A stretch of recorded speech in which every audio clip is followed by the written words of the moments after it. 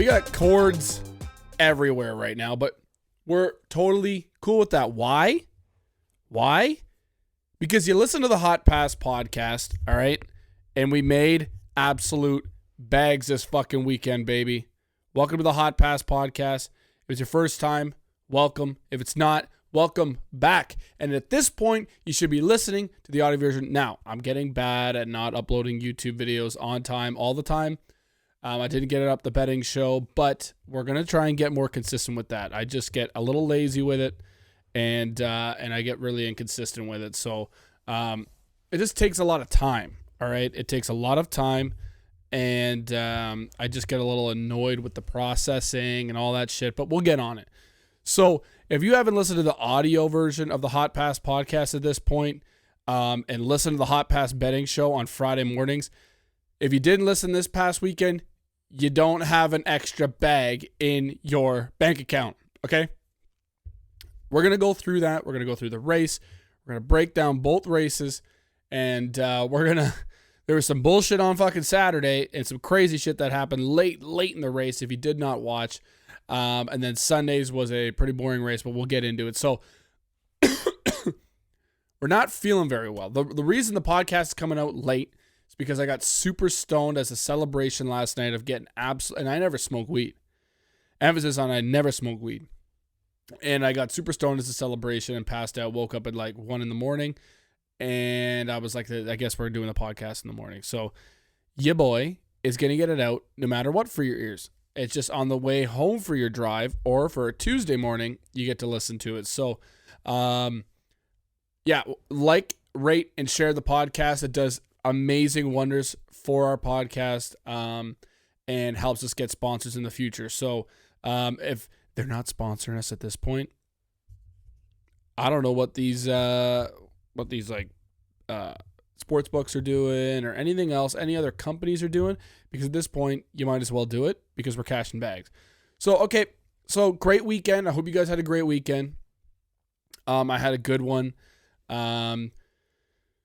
Friday felt weird not having trucks, man. And that's the only thing I have a downside to when it comes to, the schedule for the trucks is I just get sad when it's not on.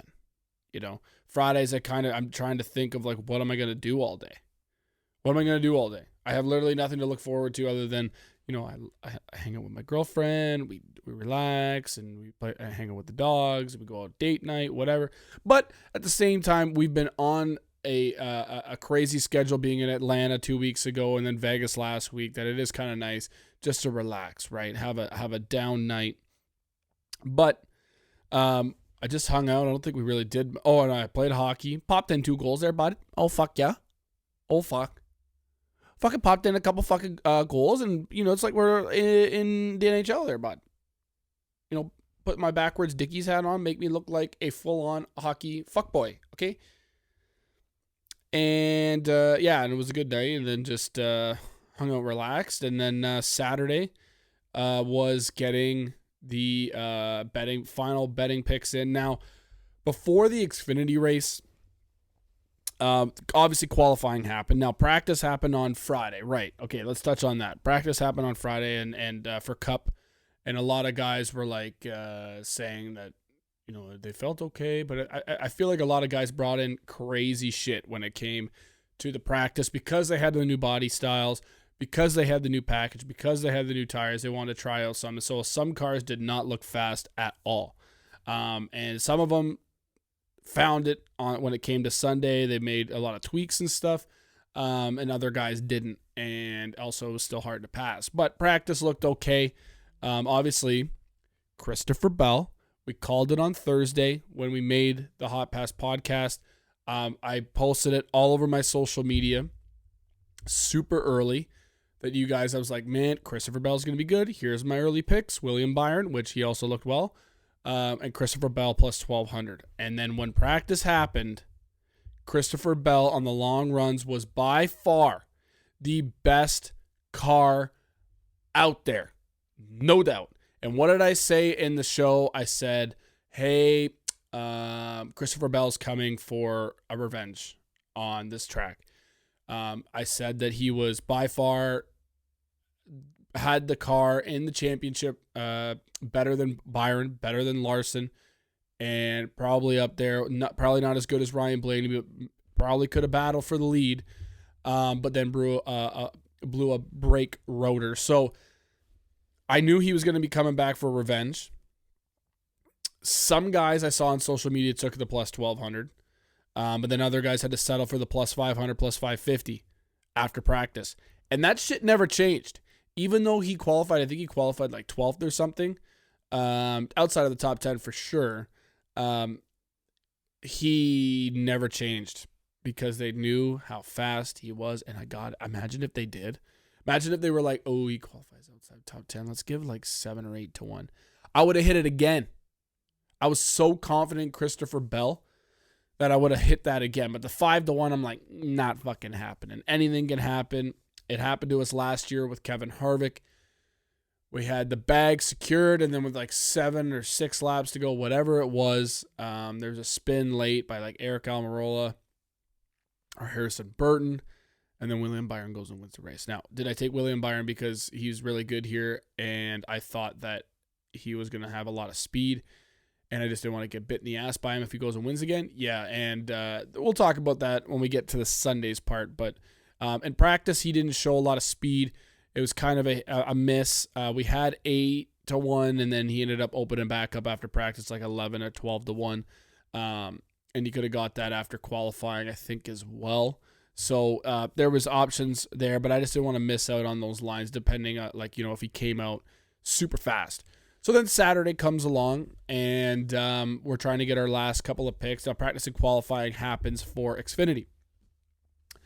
Now, when it comes to Xfinity, it's not been my best for betting. For some reason, I just can never figure it out. Also, we'll talk about it in a second. There's so much goddamn chaos that could happen. Now, trucks, you could arguably say there's a lot of trucks as well, but usually it happens in the mid to the back of the pack, where a lot of the guys that you're betting on, with like Christian Eckes, Ben Rhodes, Corey Heim, those guys, and Grant Enfinger, they're not getting caught up in the bullshit because usually they've got good enough trucks that they can stay out front and they know how to battle with each other. It's the younger guys and the guys with not as good as cars trying to battle for every single position that are going to get caught up in it. I'm a little stuffed up for some reason this morning. Haven't had caffeine. Haven't gone to the gym. So I just feel weird up in my face this morning. I just feel a little sick, I think. I think it's because we got snow again here, okay? If you're not if you're in America and you don't know Celsius, just go Google the shit. But it got to like -1 Celsius here on Sunday, and it just snowed literally all day. It called for a little bit of snow in the morning, and then decided to just fuck you, snow all day. And I was in shorts earlier on in the week. Welcome to fucking Canada in spring, okay? And then, not today on the Monday when I'm recording the podcast, but Tuesday, Wednesday, it's supposed to be like 14 to 16 degrees Celsius. So back to shorts weather. You're going to get sick. So I always take all my supplements. I go to the gym. I get in the sauna. And I fucking, we get shredded. Now, did I gain a lot of body fat over the last 2 weeks? We're going to get back into NASCAR in a second. But did I gain a lot of body fat in the last 2 weeks being at Atlanta and being at Las Vegas? Yeah. Are we just eating steak and rice for every single fucking eggs for every single meal? Yup. Because we're leaning down again. We got to get rid of this body fat. It looks ugly as fuck. I look deformed because I have such, I got such jacked arms now, dog, that it just feels weird with, like, the muffin top. So we're going to slim down, okay? Go to the fucking gym, guys. Take your supplements. Take your greens in the morning. You're going to feel like $1 million. What about Joe Rogan? Yep.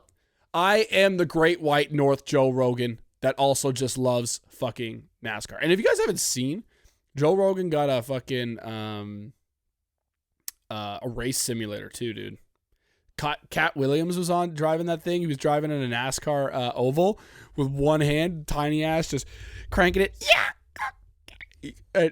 He was doing pretty bad. He was not following his marks, but I don't judge. So anyways, let's get back into NASCAR. So Saturday, the practice and qualifying happens. Cole Custer comes out and gets the pole for Xfinity. And that's what I thought was going to hurt me. That's the only guy I was scared of. It was Cole Custer. But I do not believe in the back-to-back. I never really truly believe in the back-to-back wins at a track. So I was just like, I'm not taking Cole Custer. I don't think it's going to happen. And it didn't happen. So also Sam Mayer qualified pretty bad. So the junior motorsports guys like Justin Allgaier qualified up in the top 5.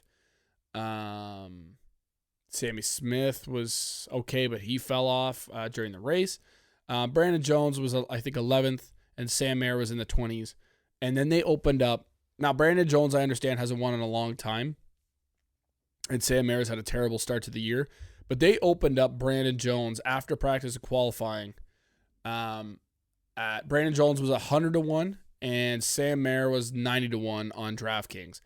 And 12-1 for Brandon Jones for a top 5 and 11-1 for Sam Mayer for a top 5. Now, those looked good. Brandon Jones, not so much. He was there. And at the end of the race, got 7th place.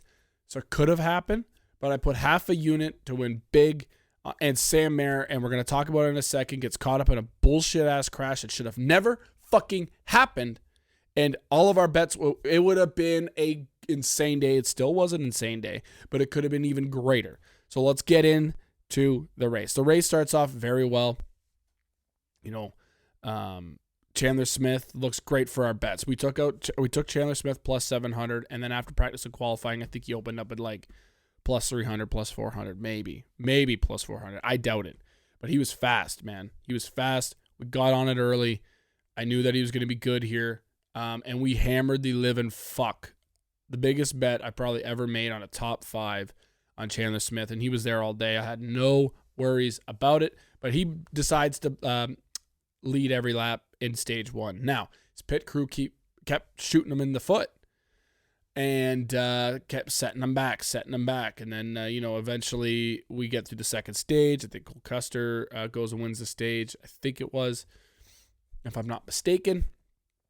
And it's a good race. There's this Xfinity car is a great car. There's lots of passing. There's lots going on throughout the field. And but we knew that one guy that I was shocked, and this is why we hate Austin Hill, is he was fucking irrelevant. Outside the top 10 all fucking day. Now, am I going to still hit him when they give us top 5 odds like they had at plus 225? He opened back up after practice even longer. So just because at practice and qualifying, I was absolutely fucking shocked how bad that car was. So you could have got even better on a Saturday afternoon before the race. Does it leave you a lot of time? This is the only thing I don't like. I try and bet early for Xfinity. Definitely for you guys, if you're busy on Saturdays and you got a lot going on, place your bets on Friday. Take a look at practice and qualifying. If you have time, like an hour before the race, go check out the odds real quick and take something I said. If you didn't have time to bet it on Friday, or earlier on in the week when the lines open, remember, take notes of what I said and then wait after practice and qualifying. And if they have even longer odds, take those then, right? I just took it earlier because I didn't think Austin Hill was going to be that bad, but he was that fucking bad, dude. Man, my fucking nose is clogged up like a motherfucker. Maybe I should have blew my nose before this. But Austin Hill was just shockingly bad, man. Shockingly bad. But then we get into the third stage. And Haley Deegan, not her fault at all. She's learning in this Xfinity car. People put a lot of disrespect on Haley Deegan. I think she's a great girl. I think she's got some talent. She just has to figure it out. And I already said that at some point, she's got the money behind her. She's probably going to end up going over to Stewart Haas at some point. But I heard a dog just go. Those are my dogs, for fucking sure. But Haley Deegan gets loose, slides up against the wall, slides up towards the wall, and just lightly taps the wall in between two turns. They call a caution, dude. Now, at this point, I'm out celebrating my brother's 1 year of sobriety. Amen. Hey, congratulations. And I'm watching. I go, what? They called that a fucking Caution? Now, I'm going to just say it. What sexist ass dude was up there going, oh, this bitch is crashing for sure. It's a girl. Hit the button. Caution. Get that guy the fuck out of there. And I'm not saying he's sexist. I'm just joking, right? But anybody else, you would have let that go. We saw that shit in the cup race. They just let it go. Later on in the race, okay? Later on in the race, we're gonna move forward, but then also come back a little bit. A guy does a full 360 on the track. This is why it makes no sense. It makes no sense. Hailie Deegan slides up, barely touches the wall, and leaves no debris. There's nobody around her. They call a caution. Later on in the race, a guy he spins around as a full 360, and they keep it green. And there's people everywhere around him. No caution. What are we doing? What are we doing? Makes no sense. And this is why I'm saying it. So after Hailie Deegan gets up, slightly touches the wall, they call a caution. We have a restart. Now, some guys, Chandler Smith tries to get in between John Hunter Nemechek on the exit of turn 2, John Hunter Nemechek and Riley Herbst. And Riley Herbst slides up a wee bit and takes Chandler Smith. And Chandler Smith gets up into John Hunter Nemechek. John Hunter Nemechek doesn't really check up. He just keeps going. And Chandler Smith keeps going and then turns John Hunter around and then takes out Riley Herbst. Good God, I got the hiccups. Sam Mayer, fuck Jeb Burton. So Jeb Burton's out. Good cars, man. Good cars. Sam Mayer had a good car, was working his way through the field. He was going to be in a top 5 and hit us a crazy top 5 number. I love also Sam Mayer. It's not just about the money. And he's had a tough start to the year. And you take out good fucking cars, man. NASCAR. What the fuck was that? Because of that bullshit caution, in my head, it's thinking, you pay all those people to rebuild their cars. That was the most bullshit fucking caution, and look at what you caused. Really good cars out of the race.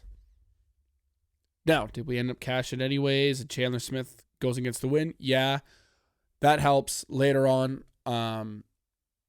Austin Hill gets up in the top 5 on a late... Oh, we didn't even talk about it. The biggest one. How could I forget?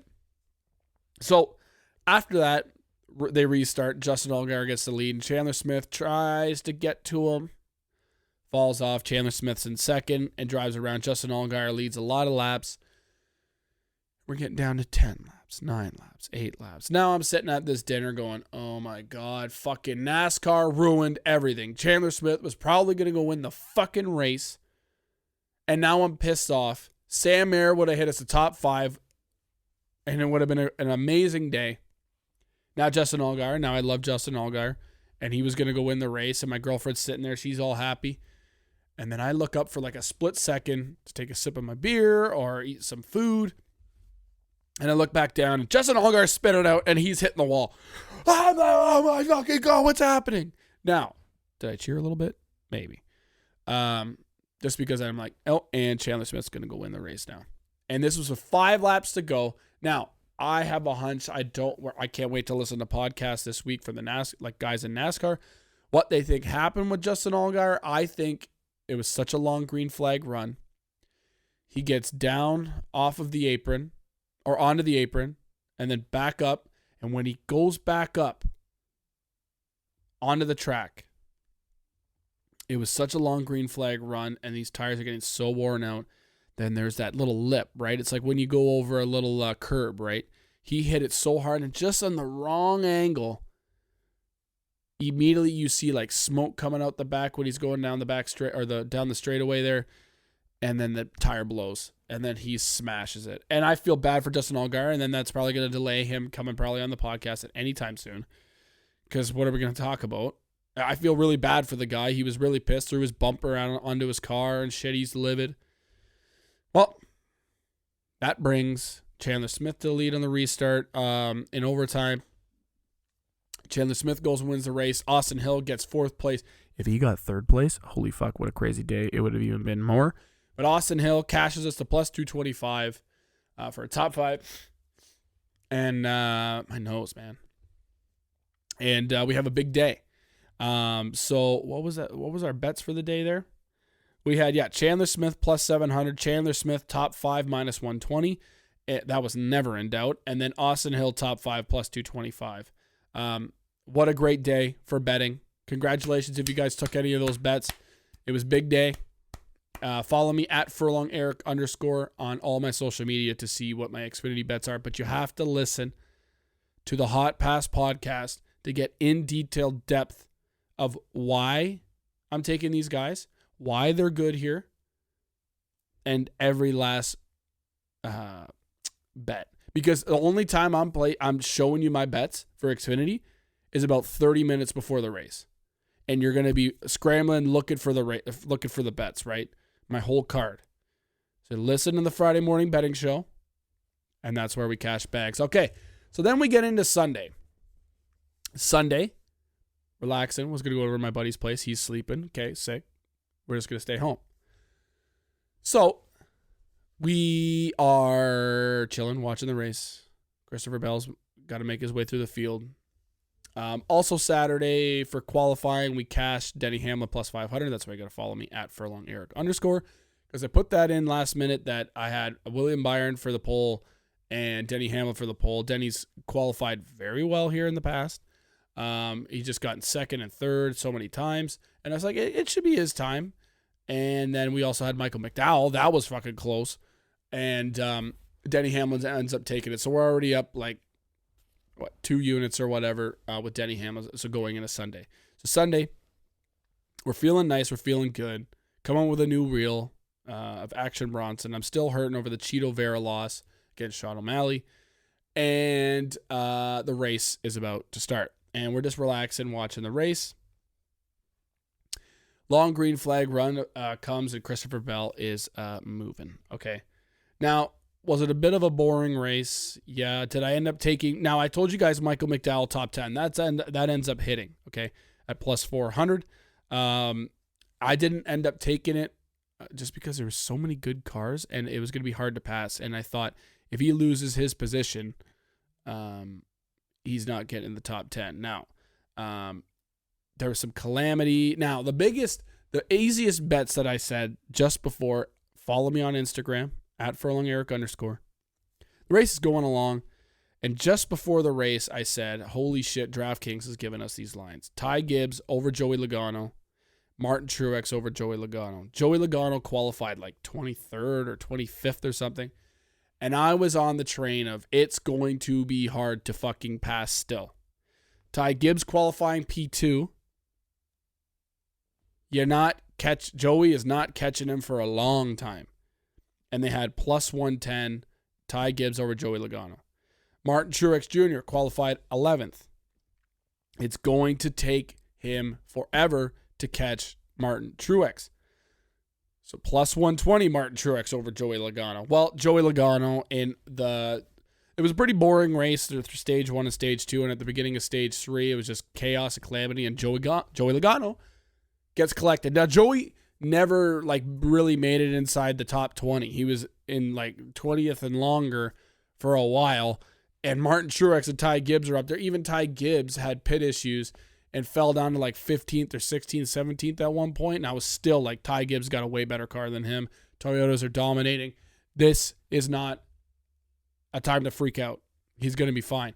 And what happens? He fucking cashes because Joey Logano gets it caught up in one of the crashes because he's in the back of the fucking field. John Hunter Nemechek, thank you for turning your boy, or turning Joey Logano and sending it into the corner and crashing him out for the day. That was the easiest 2.3 units I've ever fucking made in my goddamn life. Boom. So we're feeling nice. We're feeling good. Carson Hocevar for Group G we talked about over Daniel Hemrick. What was that again? It was Daniel Hemrick. I'm just going to pull it up here. It was Carson Hocevar, winner of Group G. Now that changed later on in the week, but if you took it early on, listen to the Hot Pass podcast betting show. Carson Hocevar had to beat Daniel Hemrick, Ricky Stenhouse Jr., and Justin Haley at plus 170. Yeah, that was never in doubt, really, other than when they stayed out long on the second, I think it was the second stage green flag run. Um, as far as I can remember, that's what it was. But even Carson Hocevar still had just the best car. He ended up finishing 15th. The top 10 was never a bad bet. They had a bad pit at the end of stage 1 that put him way in the back, and he just never really made it back up to the top 10 again. But he was moving, and if I can tell you right now, if he did not have a bad pit, that plus 700 top 10 that I ended up taking probably would have fucking hit. Because later on, after all the calamity in stage 3, some guys stayed out on older tires, and other guys like Christopher Bell, William Byron, Chase Elliott. We took a late minute Chase Elliott top 5. That did not hit. It looked good for the majority of the race.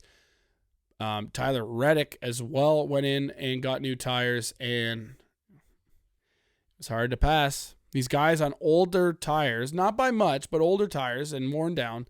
The only guy to be able to pass them all was Christopher fucking Bell. Shocker. He had the best car, and all the other guys could just not move. And that's not good for the short track package. If you got new tires, even whether it's 5 or 10 laps on that track, you should be able to make passes, and that could not happen. So William Byron and the Ryan Blaney top 10 combo did not fucking hit because of William Byron not being able to pass. Looks like Chevy has some work to do, but we'll get into that. Yeah, so Carson Hocevar hits that easily all day. What else did we have? The biggest one of the day. So we had. So for Sunday, we end up hitting. Christopher Bell ends up getting to the front. Martin Truex was out there, trying to stay long on his tires, and ends up making a bit of a boring ending. But it's not boring if you have Christopher Bell plus 1,200. So it was a chaos race at the end, at the beginning of stage 3, and then just kind of end up being boring. Now, did I expect it? Yeah. But overall, for the whole weekend, we're up plus 23.37 units. Give yourselves a clap if you ended up taking all of that. All right. Chandler Smith plus 700. Chandler Smith top 5 minus 120. Austin Hill top 5 plus 225. Denny Hamlin for the pole plus 500. Christopher Bell plus 1,200. Carson Hocevar Group G. Truex over Logano plus 120. Ty Gibbs over Logano plus 110. What a fucking weekend. Could have been bigger if we didn't have all that calamity in the Xfinity race and in the Cup race. But I'm not gonna lie. What a great weekend. It's nice to finally, like Las Vegas, I bet everything before I went down, and I really couldn't get to the casino to make extra bets. Because there would have been some other bets I would have taken. We would have profited over the weekend in Cup. But it's nice to be back home, look at the stats, get your mind right, take your time, be able to sit on my phone and look at everything on my laptop, check out all the info you can get from these cars and what these teams are looking for, rather than, walking around all day, not really being able to focus on that. So it's good to be able to have the first true NASCAR, true track where you can predict what's going to happen, with all the analytics, with all the statistics from the past 4 races or whatever here at Phoenix, and try and make a bag. And that's what we did. It's finally, it's nice. Now next week we have Bristol. It's going to be probably another boring short track race, because we're going, I think, there with the same package, same tires, and we'll see what we can do. I'm going to give you a hint real quick. If you're still listening to the podcast, I'm taking Brad Keselowski. Congratulations to Brad Keselowski and the RFK guys. On some podcasts, I heard guys saying, RFK really shitty, Brad K not doing well. Well, they both finished top 5. Chris Buescher ends up finishing 2nd. I think Brad ends up finishing 3rd or 4th. Unbelievable run by the RFK guys. They're back. So Chris Buescher, Brad Keselowski for the win at Bristol next week. Yeah, I'm taking that. It's going to be some sprinkles. Hopefully they give us long lines. Hopefully they don't read too much into that finish at Phoenix, so we can get some great lines on them. because Brad has had a historically great time at Bristol when he used to be in the 2 car for Penske.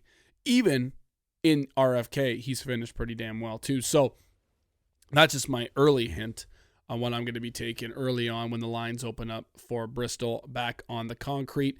Next weekend, we've got trucks, no Xfinity, and then we have Cup on the Sunday. So I think the trucks are on Saturday then. But let's talk about Chevrolet, man. Irrelevant. Just super irrelevant. Love Ross Chastain being, I think, ended up finishing 6th. Just lost it to Ryan Blaney in the final turn. But Ross Chastain being top Chevrolet, I mean, congratulations to Ross. He's a dog, boy. He's found something at Phoenix. To be able to be the only Chevrolet in the top 10 is fantastic. With the amount of Toyotas and Fords up there, craziness. That's why you got to get on the Ross hype train. Now, I finally put on my Ross Chastain sticker on the car. So we're looking nice. When we're driving around town, people are going to be like, ooh, that boy been around. Ooh, that boy is a fan of the dog himself, Ross Chastain. And I say, yo. I'll say, yo.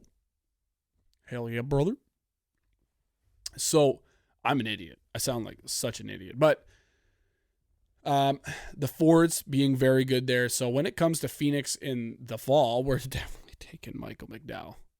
I can't believe I didn't take Michael McDowell's last second. I'm like, do I put half a unit or a full unit on it? I'm like, you know, I'm good for the weekend. I'm up a lot. If I did I was going to put a full unit on it. It would have been crazy. I just don't think that they belonged up there.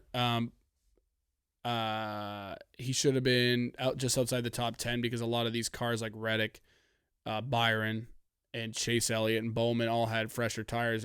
If the package was better, they were definitely not up there. So would have been a good bet, yeah, for sure. Like he was up there in the top 10 mainly all day or just outside the top 10. And then just all that calamity, he ended up making it through and getting a 6th or 7th or 8th place finish. And good for Michael McDowell. That's huge for him. Martin Truex driving up through the field with fresher tires, staying out super late and still getting up inside the top 10, finishing like 7th or 7th, I think. Crazy what the new tires can do. So maybe that comes into play later on. When we go back in the fall for the championship race, maybe somebody does some crazy long shot strategy, looks at that and goes, I'm going to put new tires on. I'm going to drive through the field with these new tires and get myself a top 10 finish. Maybe we'll see that. That would be crazy. See one of your guys like Carson Hocevar like plus 700, plus 800, for a top 10. And then all of a sudden, boom, gets a top 10 last minute inside 10 laps to go. You just see him moving through the field, passing everybody, and he cashes you. Oh my God. But overall, I think we've got a lot of work to do still, obviously, on the short tracks. If you're new to NASCAR, we're trying to figure out the short track package. It's been a bit of an issue for a while now, definitely with the Gen 7 car. And I think that we're making progress, but it's still really hard to pass. Obviously, Christopher Bell had no fucking issues passing. Maybe the Toyotas will have a similar setup when it comes to the fall or really any other short track race. But obviously, when it comes to future, we've got a lot of short tracks coming up in the next couple of weeks. So Christopher Bell's odds are going to be shot to shit. So that plus 1,200 we're not getting. After that dominant performance where he's going to be the favorite probably. He's going to be up there with like a Larson, which I don't think Larson should be. But Bell's going to be there like plus 600, plus 700, maybe even shorter. So it's going to be, it's going to suck just a wee bit. But obviously Chevrolet has got a lot of work to do. Ford has found some shit. RFK looks good. Penske looks okay. I mean, Ryan Blaney looks good because he's super good at this track. It just looks like when it comes to short tracks, qualifying is number one. I mean, hey, Bubba Wallace, I truly believe could have had a great day, had a great car. You qualified bad. And that's the only thing I have an issue with Bubba Wallace definitely sometimes is qualifying efforts. Definitely Ross. Ross's qualifying efforts, it's hard, definitely when it comes to short tracks, to try and stay off the guys usually that qualify bad. When you're going into these short track races, you got to look at the guys that are usually consistently up in the top 10 to qualify. Okay. Christopher Bell will usually be up in the side of the top 10 for qualifying. He's a qualifying god. Looks like Ty Gibbs is coming into that as well, filling in those shoes. Denny Hamlin usually at these short tracks are very good at qualifying, and usually Hendrick guys are very good at qualifying as well. So usually when it comes to my betting lines, I'll try and look at the guys that I know that are going to be qualifying well up there, Martin Truex, so on, and try and take whoever's got the longest odds, because if they do qualify good, those are going to get hacked down. Obviously there's a lot of work to do. If your favorite driver qualifies outside the top 20, looks like it's going to be a long day at these short tracks, unless they can get some cautions and figure something out. But usually definitely on Phoenix, you're taking 4 tires, and no matter what, you come down, and 2 tires ain't going to do the work, or do the job. Ty Gibbs figured that out just a wee bit, though, that 2 tires could get him a top 5 finish. So Ty Gibbs had a great car. I took him last second too as well at plus 2,500, but just didn't have it because we had Christopher Bell. So later on this week, I'm going to also have the Friday morning betting show out on time. I'm going to get the YouTube up today, guaranteed. That's been the Hot Pass podcast. I hope you guys had a great weekend. I hope you guys have a great week. Here in Canada, it's supposed to be nicer weather, and I don't really have much else to say other than it was a great weekend for NASCAR, great weekend for betting. Also, I did the Junior Motorsports interview with Ryan Williams, and it didn't record the audio. Zoom is being a bunch of fucking idiots, all right? Doesn't recognize this mic that I'm using for my podcast. Then I try and unplug it, and it doesn't recognize my mic for my laptop. So we got to figure out something with Zoom. I don't know what's going on, so we're going to have to re-record. That's going to be pushed off to a later date when we can Ryan can find some time to do the podcast. But it went really well. It was about 24 minutes, and it was fantastic. And it just kind of sucks bad that we didn't have the audio. So fuck Zoom. We ended up doing it through FaceTime, and then that didn't record it either. So we'll figure something out. It'll come out. I'm supposed to have Kyle Steckley on tomorrow, so I better figure it out today. We'll try and figure it out. If anything, I'll have to push the interviews back later on for a later date, and we'll try and figure something out. But Zoom can go fuck itself. So anyways, that has been the Hot Pass podcast Monday morning show. I hope you guys had a great weekend. Have a great week. We'll talk to you Friday morning for the betting show. We're going to Bristol. I'm excited for this race to be back on concrete in the spring rather than dirt.